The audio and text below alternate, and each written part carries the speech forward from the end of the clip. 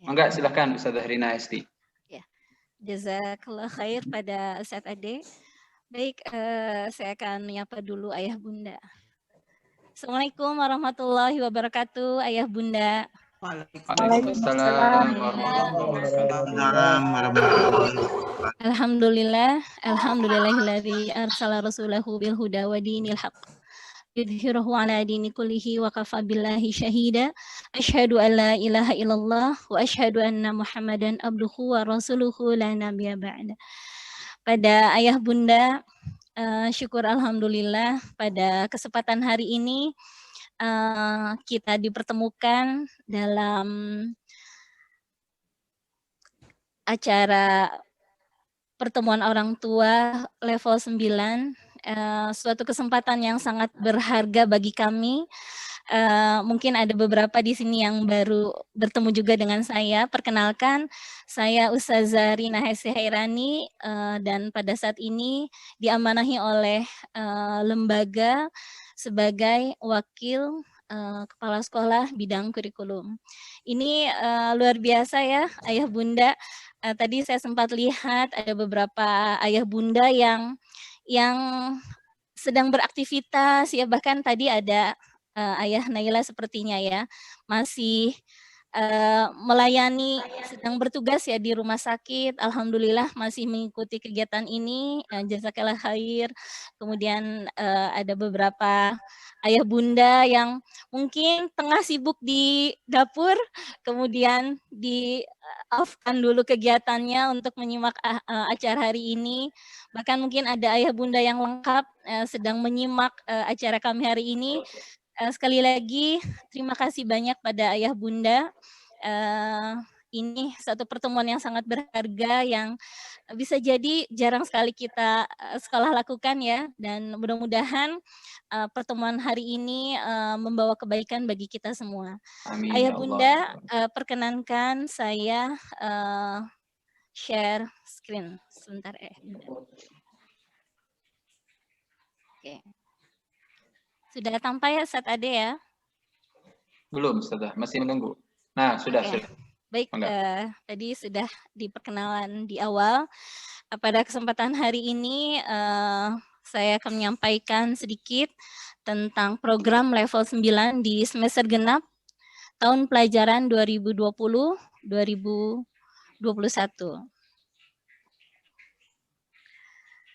Ayah Bunda, sekali lagi kami sampaikan kepada Ayah Bunda, khusus siswa level 9 yang hari ini hadir, terima kasih atas segala upaya yang telah dilakukan Ayah Bunda untuk bersinergi menunaikan tugas pendidikan terhadap anak-anak kita tercinta.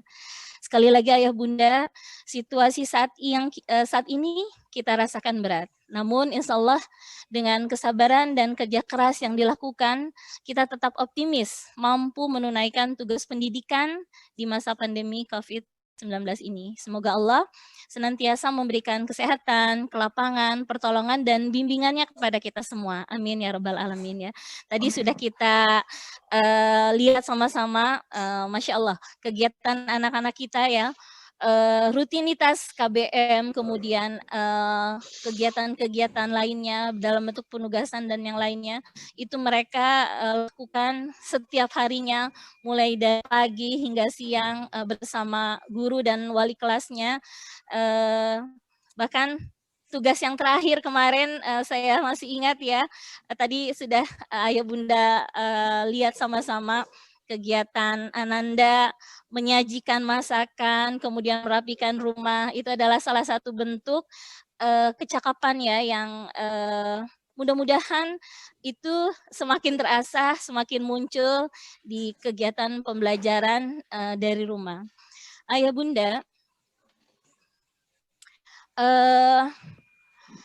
terkait dengan kegiatan program kelas 9 tadi sudah disampaikan oleh kepala sekolah bahwa sudah setengah semester Ananda menjalani kegiatan pembelajaran dengan pembelajaran jarak jauh atau belajar dari rumah BDR. Nah, sudah tentu di akhir rangkaian proses pembelajaran ini di level 9 akan ditutup dengan pelaksanaan ujian.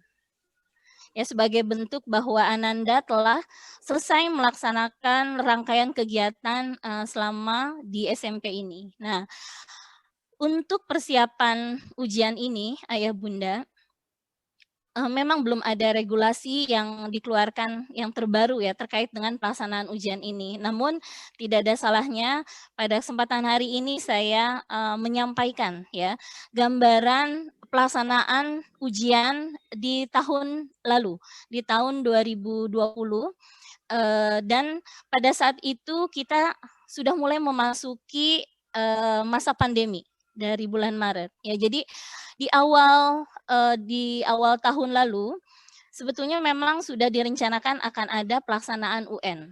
Namun di luar dugaan muncullah kondisi yang akhirnya dibuatlah kebijakan yang baru. Saya mungkin sampaikan sedikit, perkenankan untuk menyampaikan ini surat edaran ya dari Mendikbud nomor 4 tahun 2020 yang menyatakan bahwa pertama, ujian nasional pada tahun 2020 dibatalkan. Maka keikutsertaan UN itu tidak menjadi syarat kelulusan atau seleksi masuk jenjang pendidikan yang lebih tinggi. Kemudian Ayah Bunda, dengan adanya surat edaran ini pula bahwa ketentuan proses belajar dari rumah atau BDR atau mungkin di awal kita kenal dengan PJJ akhirnya diberlakukan ya. UN tahun 2020 dibatalkan dan dilakukanlah BDR melalui pembelajaran daring atau jarak jauh. Sekali lagi tanpa terbebani tuntutan menuntaskan seluruh capaian kurikulum untuk kenaikan atau bahkan kelulusan.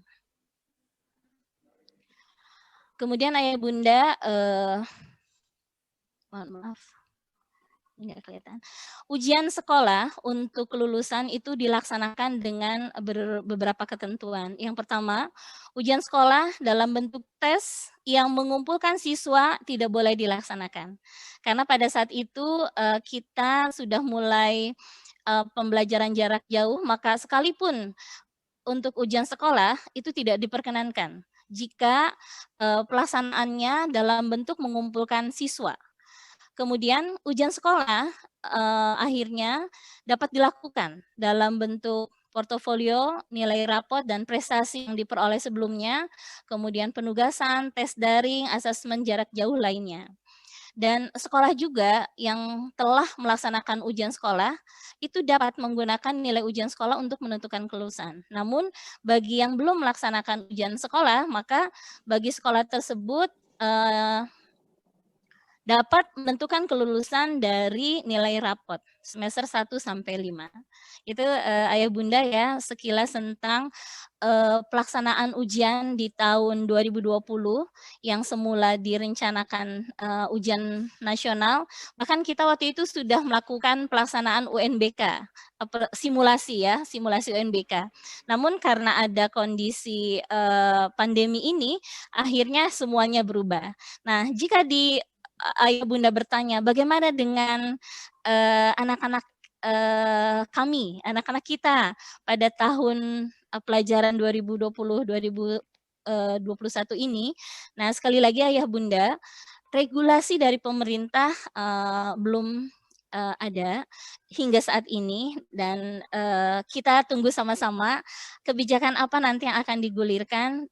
Namun, Ayah Bunda sudah pasti sekolah senantiasa menyiapkan segala sesuatunya untuk menghadapi apapun nanti yang akan digulirkan oleh pemerintah.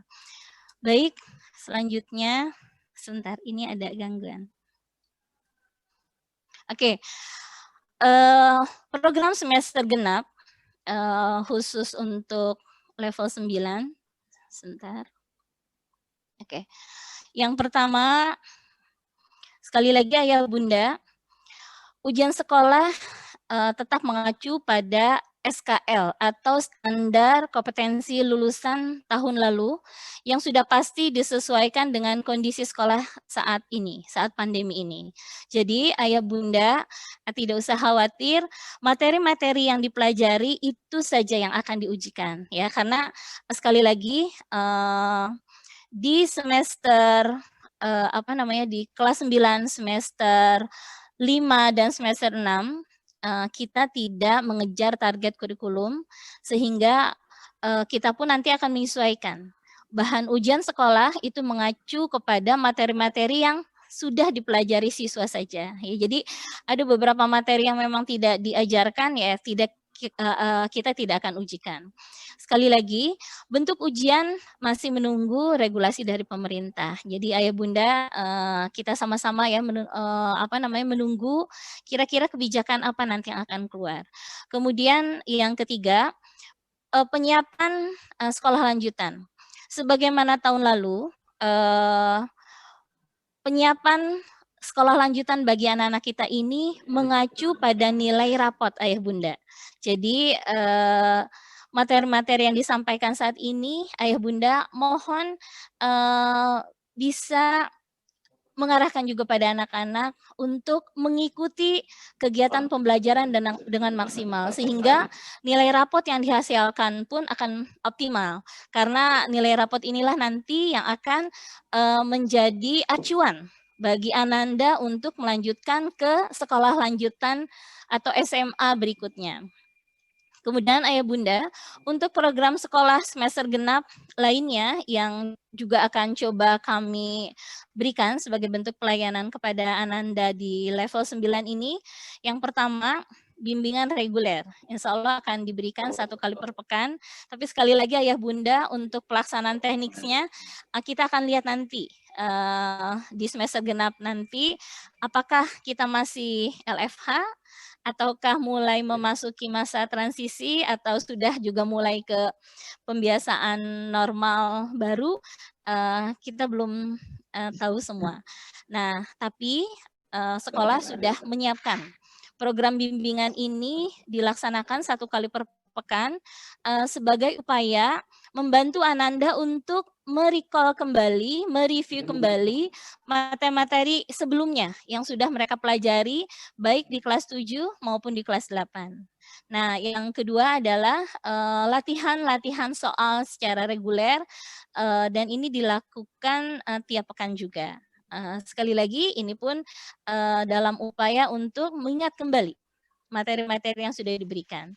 Kemudian yang berikutnya adalah ada yang disebut dengan KPPA. Ya, KPPA itu adalah kelas peningkatan prestasi akademik. Ini diperuntukkan bagi Ananda yang sangat membutuhkan untuk pendampingan khusus terkait dengan kebutuhan akademisnya. Biasanya yang sudah-sudah, ini kegiatan yang sudah lama sebetulnya. Dari setiap kelas biasanya kita akan lihat mungkin ada 1, 2, atau 3 orang yang membutuhkan pelayanan berupa KPPA ini. Seperti itu ayah bunda. Nah, ayah bunda, kalau kita melihat kalender akademik yang disampaikan dari Dinas Pendidikan, di sini saya tayangkan bahwa pada semester genap nanti tanggal 4 Januari itu adalah hari pertama masuk sekolah di semester genap.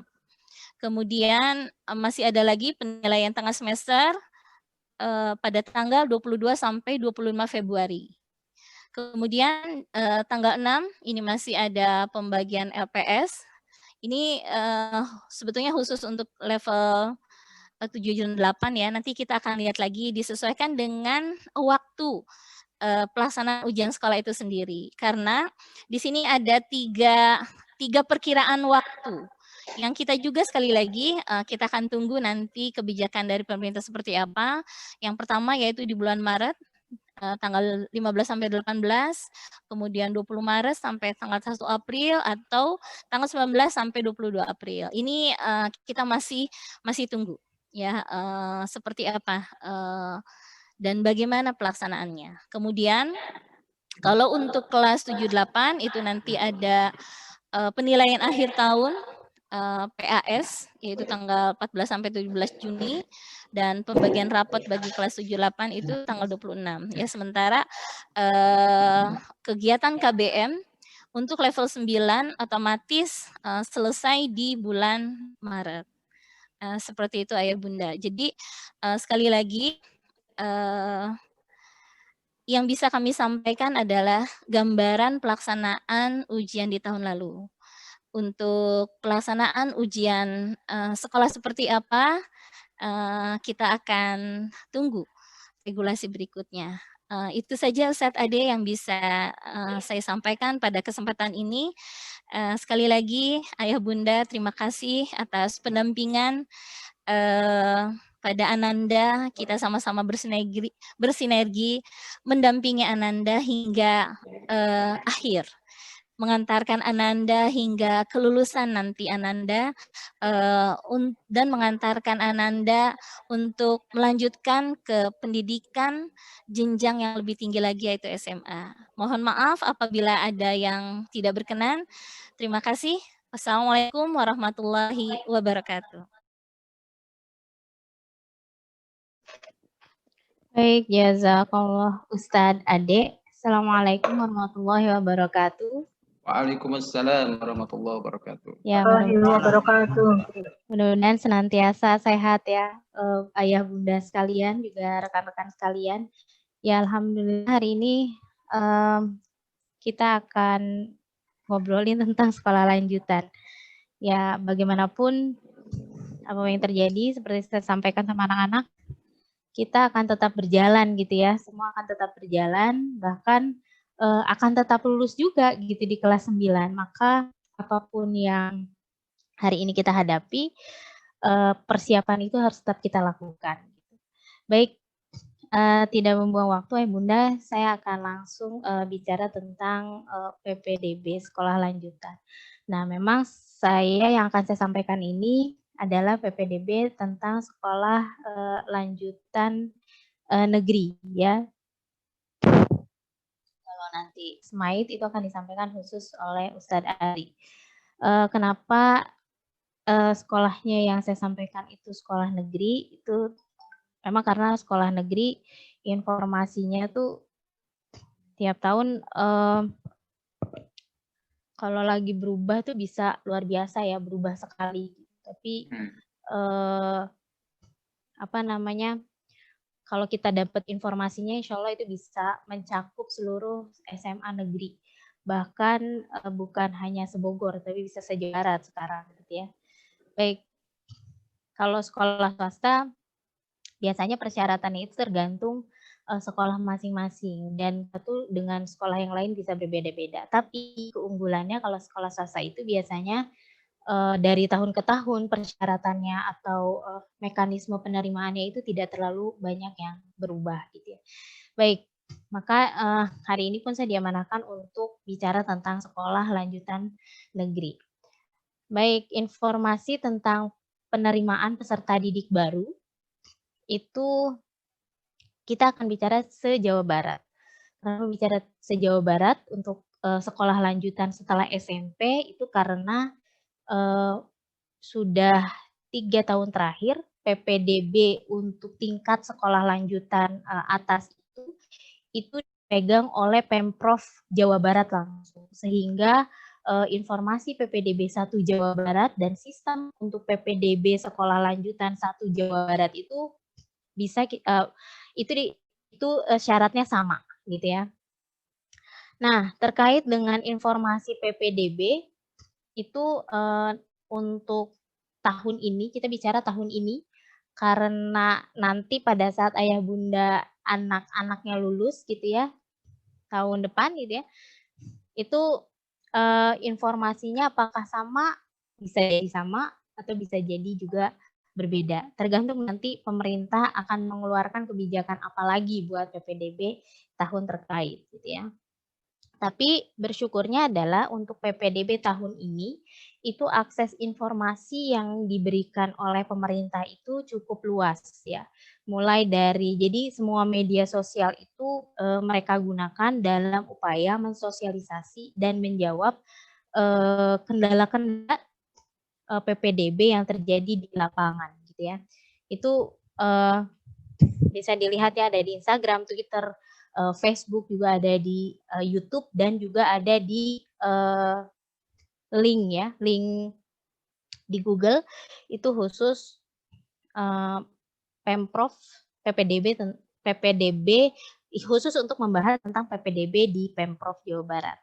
Nah, ini ada beberapa namanya, nanti bisa diakses ya, Ayah Bunda bisa juga lihat-lihat. Tapi tahun ini apakah ada informasi, sudah ada informasi buat yang akan datang belum? Gitu ya, paling bisa lihat-lihat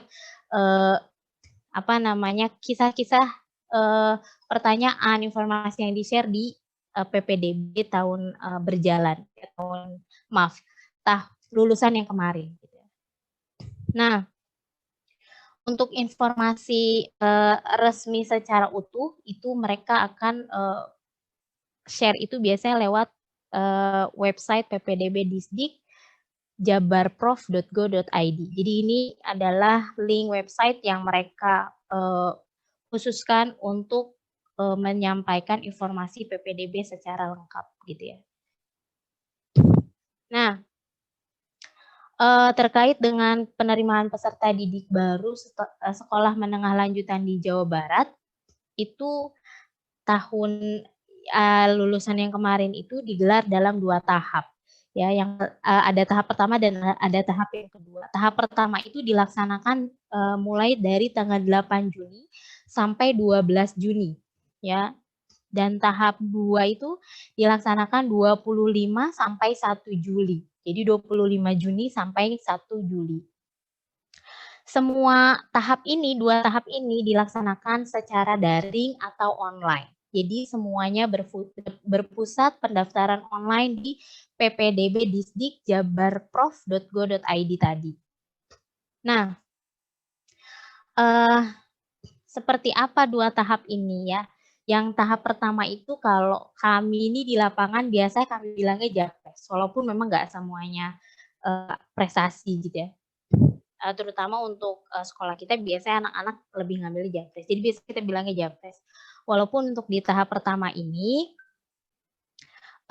PPDB itu dibuka untuk jalur afirmasi, jalur perpindahan tugas orang tua atau anak guru, dan jalur prestasi. Ya. Nanti ini akan jelaskan secara jelas nih jalur-jalurnya. Lalu yang kedua itu tahap 2, 25 Juni sampai 1 Juli itu PPDB dibuka untuk sekolah menengah atas yang negeri, itu dibuka untuk jalur zonasi. Dan untuk SMK negeri itu dibuka untuk jalur prestasi nilai rapot umum. Jadi tetap ada 2 tahap. Nah, tadi tahap pertama SMK apa? SMK sama yang tahap pertama ya, sama dengan SMA. Semuanya membuka jalur ini. Tapi untuk tahap yang kedua, pada saat SMA dia membuka jalur zonasi, itu SMK dia tidak membuka jalur zonasi. Kenapa? Karena SMK itu memang tidak ada jalur zonasinya, gitu ya. Jadi yang mereka buka itu jalur rapot. Maka tadi yang disampaikan oleh Ustazah Rina penting untuk mempersiapkan nilai rapot dalam upaya persiapan untuk sekolah lanjutan. Nah, pengumuman untuk tahap pertama itu dilakukan oleh sekolah lanjutan itu tanggal 22 Juni ya.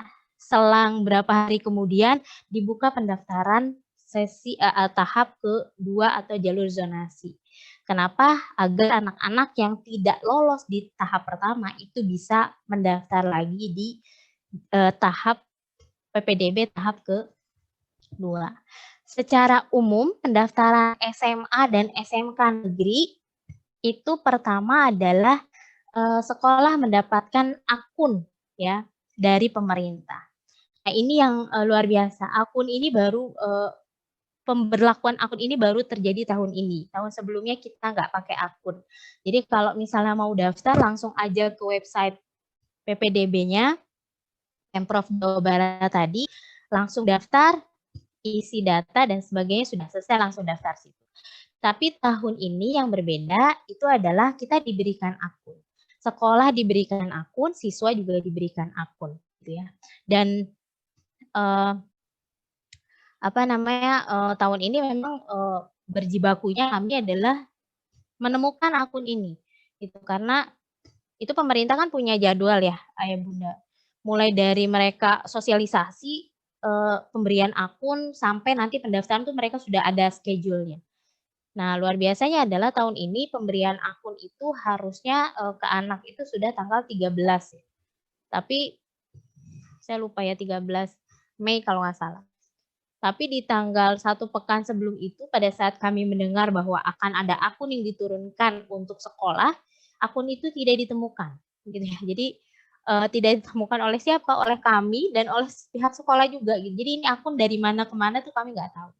Sampai kepala sekolah juga ikut nyariin. Ini akun akan diberikan kepada siapa? Seperti apa konfirmasinya? Alhamdulillah hari tanggal 13 di mana jadwal di situ harusnya akun itu diberikan kepada anak itu baru sampai ke sekolah. Itu lewat operator sekolah.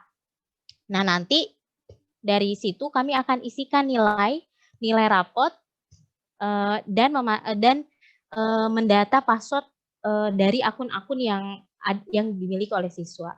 Setelah kami isikan rapot dan sudah rapi passwordnya gitu ya.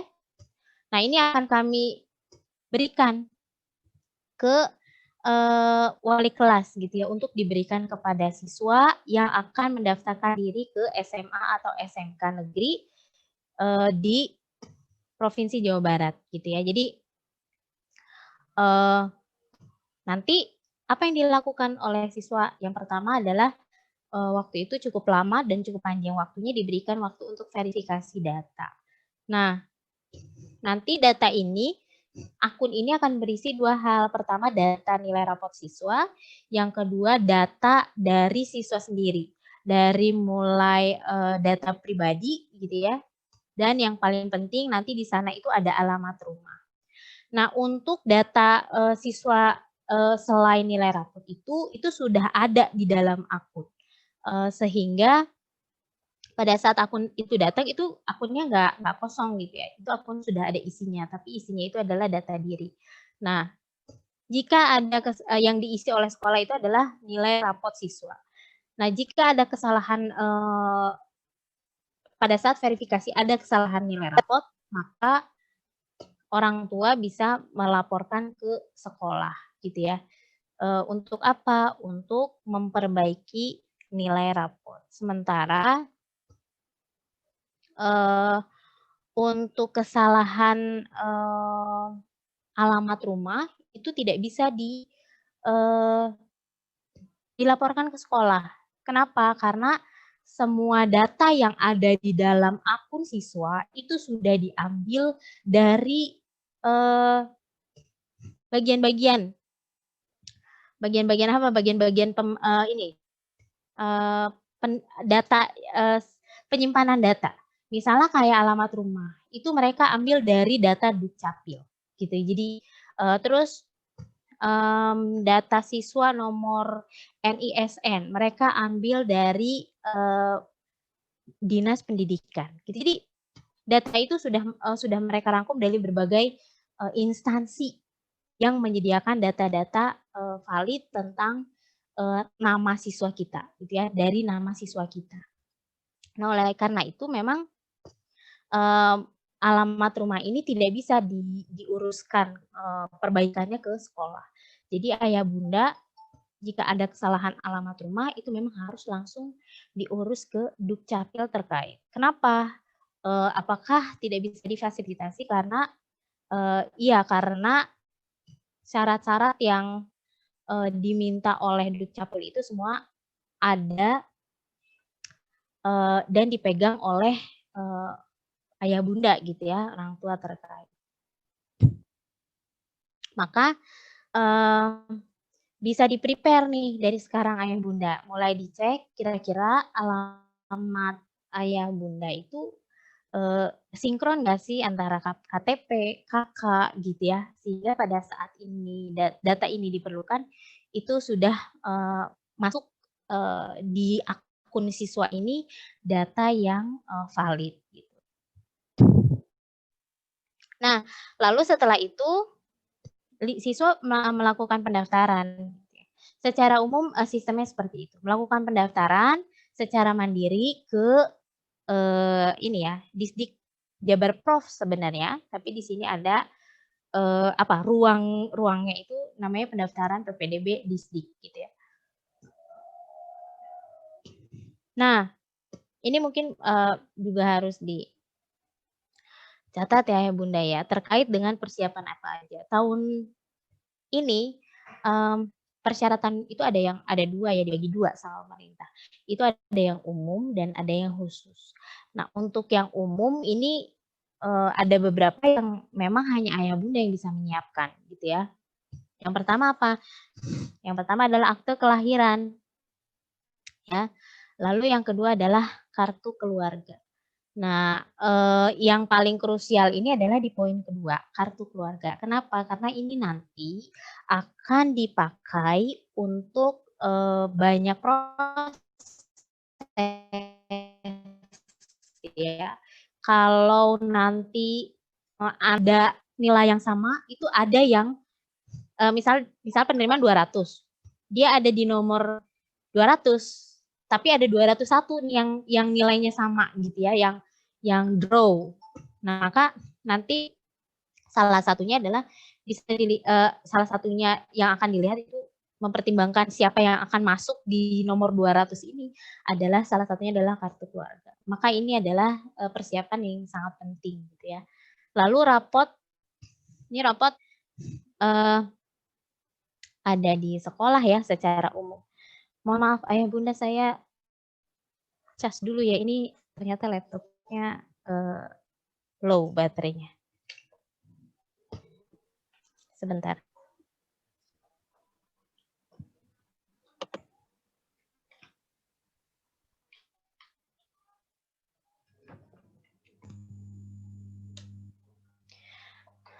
Baik. Nah, secara umum nanti rapot ini akan mengeluarkan adalah sekolah. Yang harus di-prepare dari orang tua apa? Kalau misalnya memang rapot ada di rumah ya silakan disimpan di sekolah gitu ya. Makanya ini salah satu permintaan kami juga sebenarnya, rapot itu disimpan di sekolah agar memang aksesnya lebih mudah buat kami dalam mengakses untuk keperluan terutama penerimaan siswa baru ke sekolah lanjutan, juga untuk mengontrol apakah memang rapot itu ada atau memang ada siswa yang kehilangan rapotnya. Jika memang ada yang kehilangan, mohon segera lapor ayah bunda. Kenapa? Karena atau bisa juga dicek ya, aduh lupa nih gitu ya, rapotnya masih ada nggak? Itu bisa dicek ke wali kelas. Apakah memang rapotnya ada atau tidak di sekolah? Karena ini penting ya, nanti untuk PPDB itu nanti salah satu yang diandalkan juga raportnya. Kalau hilang kami harus mengurusnya karena belangko rapot itu bukan kertas yang bisa kami bikin sendiri gitu ya, tapi harus dari dinas. Lalu nanti syarat umumnya adalah ijazah, tapi ini memang ijazah nanti ya, kalau sudah boleh dikeluarkan oleh sekolah.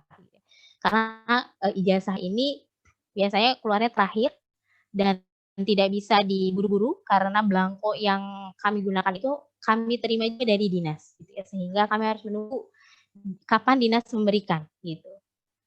Lalu ada persyaratan khusus. Nah, persyaratan khusus ini maksudnya apa? Persyaratan khusus ini memang tidak digunakan oleh semua orang. Kalau memang pakai jalur ini ya maka menggunakan syarat ini. Itu yang pertama adalah surat tugas orang tua.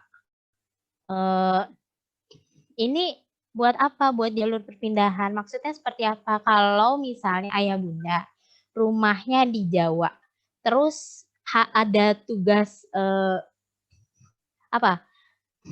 perpindahan tugas kerja, ya. Perusahaannya tadinya di Jawa, terus pindah ke Bogor misalnya gitu ya. Nah, tapi kakaknya dan sebagainya masih di sana. Nah, ayah bunda untuk mendapatkan fasilitas penerimaan siswa baru di Jabar yang sama dengan siswa lain ya sejabar, karena ini juga bukan kehendak kita untuk pindah, maka bisa memanfaatkan jalur ini ya, yaitu jalur perpindahan tugas orang tua. Anak guru ini dapat fasilitas. Anak guru memang sudah diakomodir untuk bisa masuk jalur khusus. Apakah langsung diterima? Enggak. Apakah semua guru berkesempatan? Enggak. Guru dengan syarat tertentu. Itu nanti ada syaratnya. Guru-guru yang punya dedikasi sekian, apa-apa gitu, itu baru boleh masuk lewat jalur ini, gitu ya.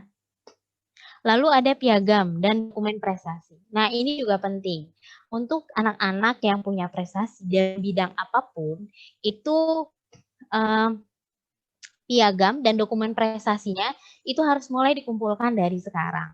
Kenapa? Karena nanti itu akan diminta kalau memang dia masuk jalur prestasi. Nggak mau masuk jalur prestasi, ya kalau memang punya prestasi, saya pikir dipersiapkan nggak masalah. Kalau nanti jalur prestasi itu bisa dimanfaatkan, ya bagus gitu ya, lebih bagus. Tapi kalau tidak mau memanfaatkan juga nggak apa-apa gitu ya. Tapi kita punya, kalau saya bilang sama anak-anak, kita persiapkan semua senjata yang kita bisa siapin. Nanti mau yang dipakai yang mana, itu gampang tinggal milih gitu ya. Dibanding kita nggak punya senjata, begitu mau hari H, kita baru bingung gitu ya.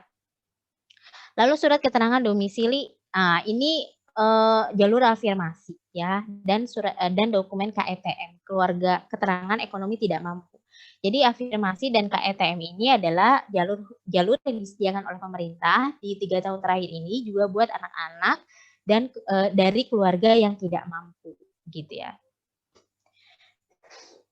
Nah, ini mesti diperhatikan juga ya Bunda, bahwa seluruh dokumen yang tadi saya sebutkan gitu ya, secara yang umum terutama itu harus disiapkan dalam bentuk fotokopi dan asli. Jadi misalnya ada kakak, nah sebisa mungkin kakak itu ada aslinya dan difotokopi gitu ya.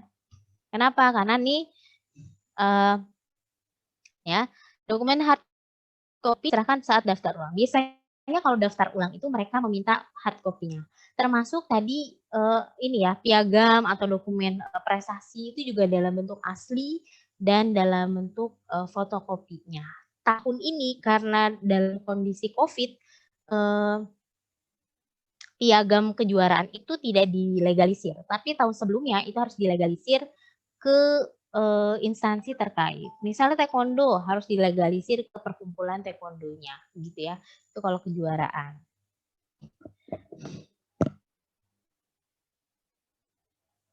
Nah.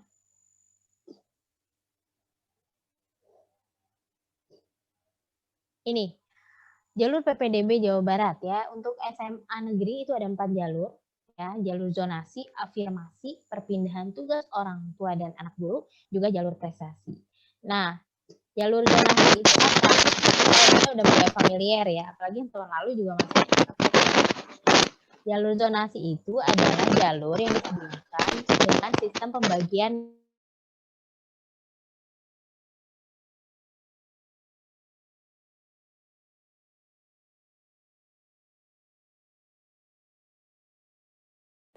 Bu Yetri, maaf, mic-nya dapat diulang itu. Suaranya hilang.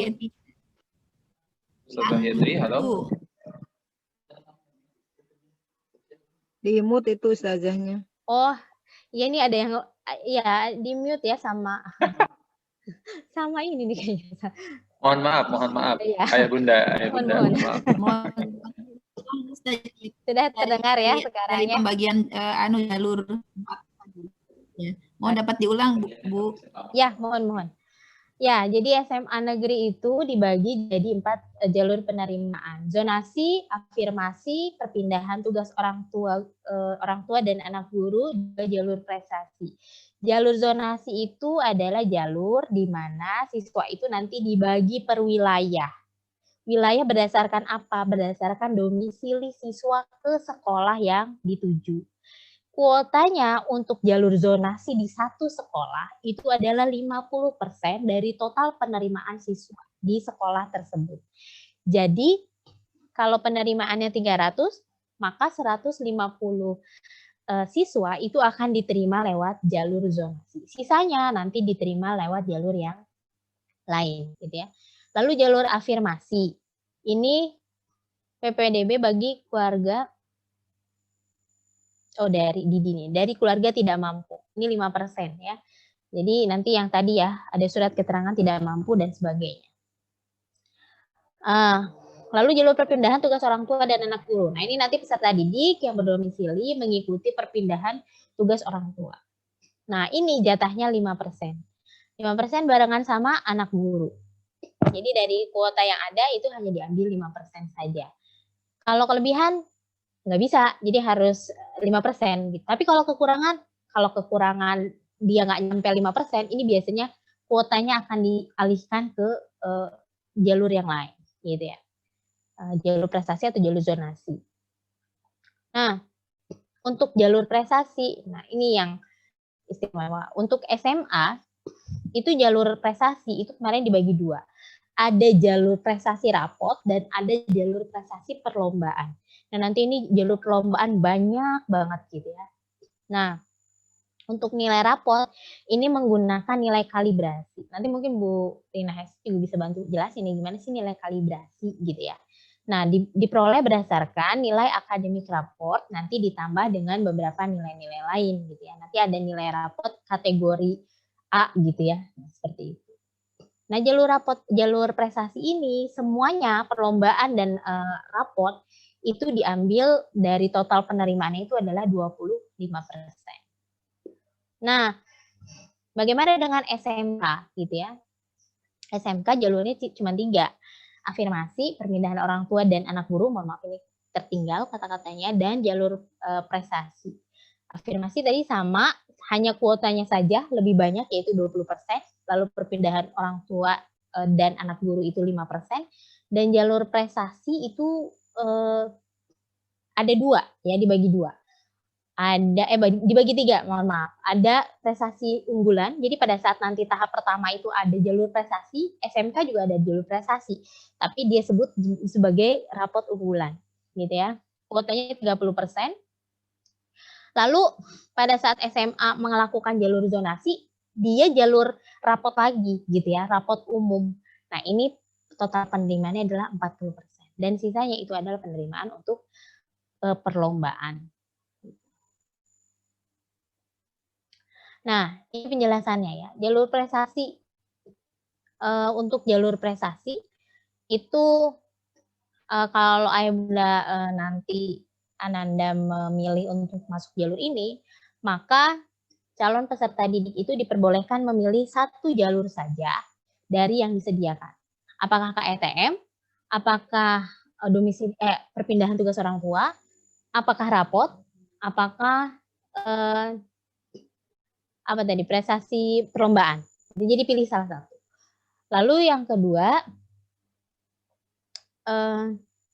kalau dia nggak lolos ya di jalur tahap pertama ini, dia bisa daftar lagi di di tahap yang kedua.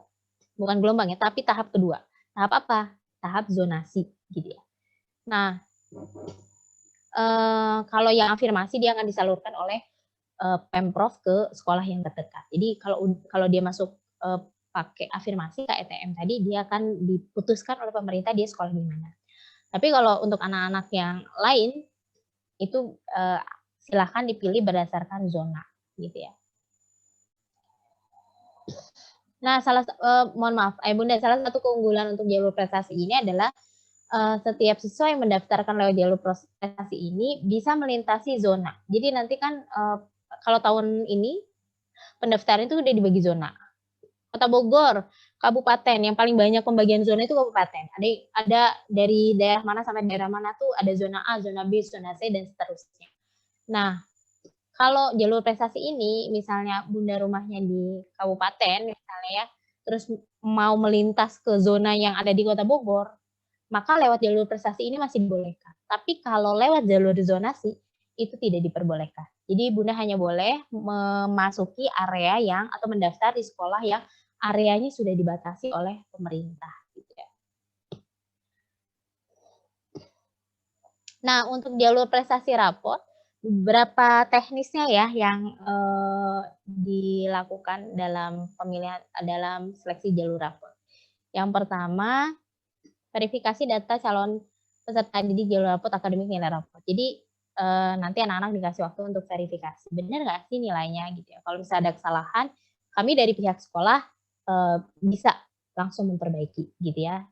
Makanya penting sekali untuk memverifikasi nilai rapot yang sudah ada nanti ya. Lalu setelah masuk pendaftarannya nanti dia akan diolah oleh siapa? Diperingkatkan. Oleh siapa? Oleh sekolah yang dituju. Misalnya SMA 1, SMA 2, atau SMA mana gitu ya. Nah, nilai rapot yang dipakai itu semester 1 sampai semester 5. Dari kelas 7 sampai kelas 9 semester ini. Ya. Nah, ini pada mata pelajaran kelompok A. Jadi ada namanya itu mata pelajaran kelompok A tahun ini. Itu apa aja? PAI, PPKN, Bahasa Indonesia, Matematika, IPA, IPS, dan Bahasa Inggris.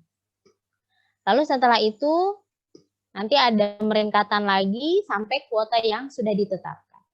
Kalau sampai batas penerimaannya siswa ada yang sama tadi ya, maka akan dilihat jarak yang paling dekat rumahnya. Gitu. Kenapa begitu? Itu memang aturannya begitu. Ya, yang terbaru itu begitu. Itu untuk jalur raport. Lalu untuk prestasi lomba.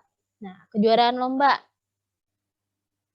Prestasi lomba dari satu jenis lomba. Yang diutamakan adalah prestasi yang berjenjang. Diselenggarakan oleh Kementerian Pendidikan, Kebudayaan, atau Kementerian Agama. Lalu nanti ada uji kompetensi. Tapi uji kompetensi ini akan dilakukan tatap muka jika tidak masa darurat COVID. Gitu. Tapi kalau enggak, nanti akan diambil dari nilai ini aja, nilai kejuaraannya aja, ya. Nah, ini nilai hasil uji kompetensi, nilai akhir ujian prestasinya tuh diambil dari tingkat kejuaraan ya. Juaranya juara berapa? 1, 2, gitu ya. Lalu wilayahnya segimana kejuaraan itu diselenggarakan?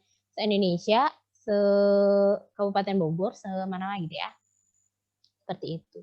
Nah, kalau misalnya berhasil dilaksanakan uji kompetensi, ketemu sama anak-anak, itu nanti ditambahkan lagi nilainya dari hasil uji kompetensi. Tapi kalau enggak, itu akan diambil dari tadi aja. Dia juara berapa, lalu wilayah perlombaannya itu mana, gitu ya.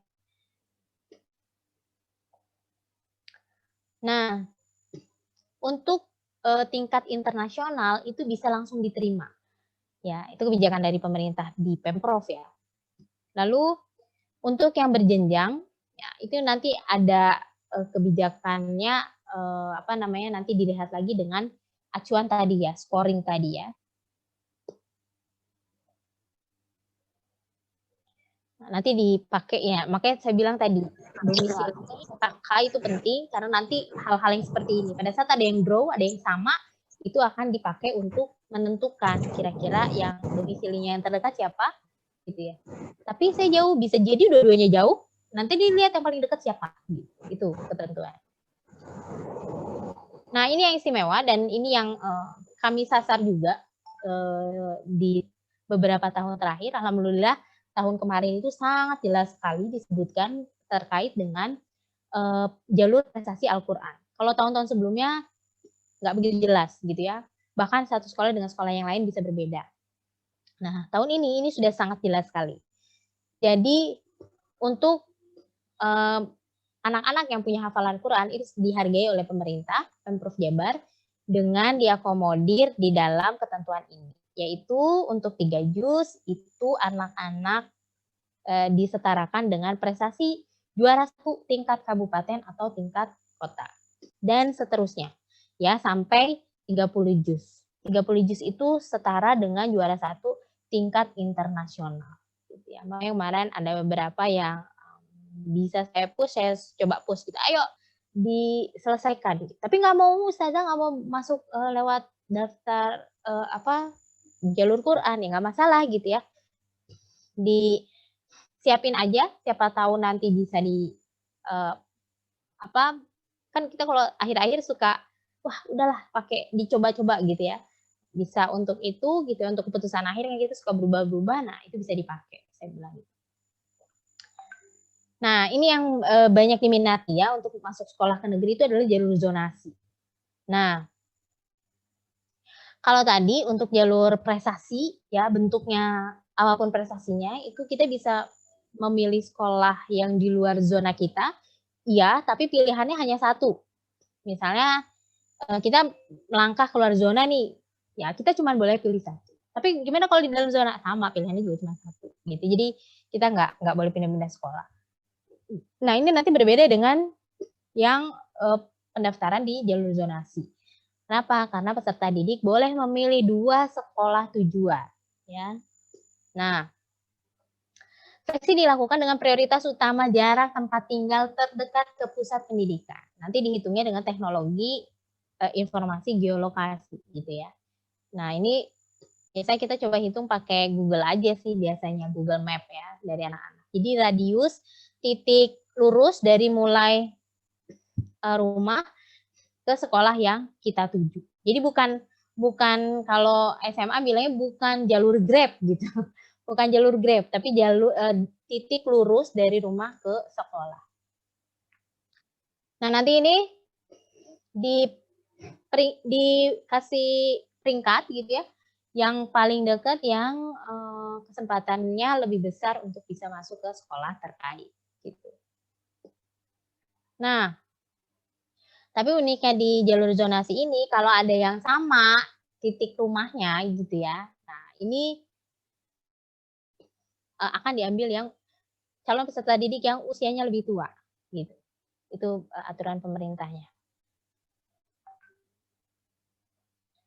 Lalu kalau dia nggak lolos di sekolah pilihan pertamanya, maka dia akan langsung dilimpahkan ke sekolah pilihan keduanya. Makanya ini juga penting ayah bunda pada saat memilih itu memang dipilih yang kemungkinan besar. Lalu biasanya begitu udah kita daftar itu udah di lock sama mereka. Di lock tuh nggak bisa lagi kita review.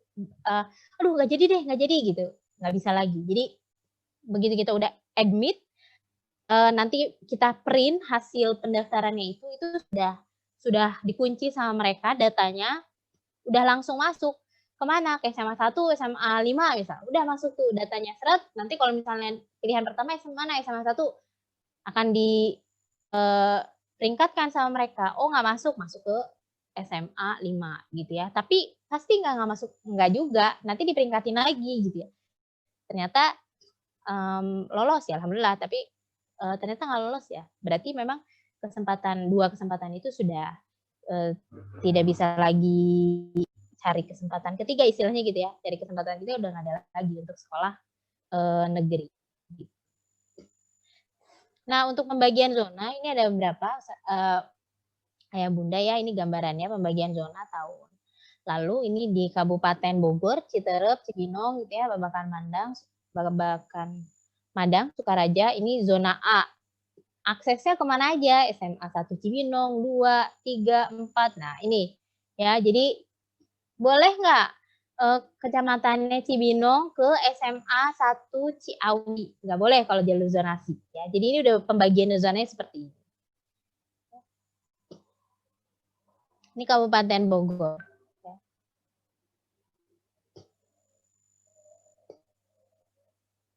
Mohon maaf, ini kota Bogornya mana ya? Nah, ini. Ya, ini kenapa saya masukin Depok? Karena kemarin tuh ngobrol sama anak-anak ada yang pengen ke Depok gitu ya. Kebetulan kemarin rumahnya di Parung ya. Tajur Halang nih. Jadi melihat kemungkinan bisa nggak ya kira-kira ke Depok. Nah, di sini nanti juga ada daerah irisan. Jadi pembagian zona ini ada namanya daerah irisan. Nah, ini yang Kota Bogor. Nah, Kota Bogor ini yang kakaknya Kota Bogor masuk satu zona. Lalu untuk daerah irisannya itu ada yang ini masuk ke zona Kota Bogor ya akhirnya ya. ada Bojonggede, ada Kemang, Dermaga, Ciomas, Taman Sari, Cijeruk, Caringin, Ciawi, Sukaraja. Jadi ada beberapa yang berbatasan sama Kota Bogor, itu ditariknya masuknya zonanya ke Kota Bogor. Gitu. Nah ini beberapa pertanyaan dan pertanyaan umum yang sering disampaikan. Pertama adalah terkait kapan informasi PPDB SMA akan rilis. Itu biasanya di bulan April, Mei, ya, di tahun terkait. Di tahun depan, ya, kalau untuk tahun ini. Anak-anak yang tahun ini itu tahun depan. Jadi sekitar April sama Mei. Kenapa mepet ya? Memang pemerintah pasti mengeluarkan di sekitaran bulan itu. Apakah di awal April? Enggak juga. Di awal Mei belum tentu juga. Gitu. Jadi memang biasanya kami itu mulai search itu di April Mei. Cara searchnya gimana? Ya kalau enggak kami coba buka di PPDB Pemprov tadi atau tidak kami biasanya kontak ke sekolah-sekolah SMA. Udah keluar belum? Udah keluar belum? Biasanya sih patokannya kalau mereka udah UN, biasanya mereka udah mulai ngomongin. Tapi kalau mereka belum UN, biasanya tahun-tahun sebelumnya ya, kalau belum UN tuh biasanya mereka nggak ngurusin dulu tentang PPDB. Setelah UN baru mereka biasanya ngebuka. Ya Bu, ini lagi ngobrol, ini lagi rapat dan sebagainya. Boleh nggak daftar tahap 1 ternyata tidak lolos lalu tahap 2? Boleh tadi ya. Mau masuk SMA di Jawa Barat tapi kakaknya Jakarta bisa nggak? Bisa.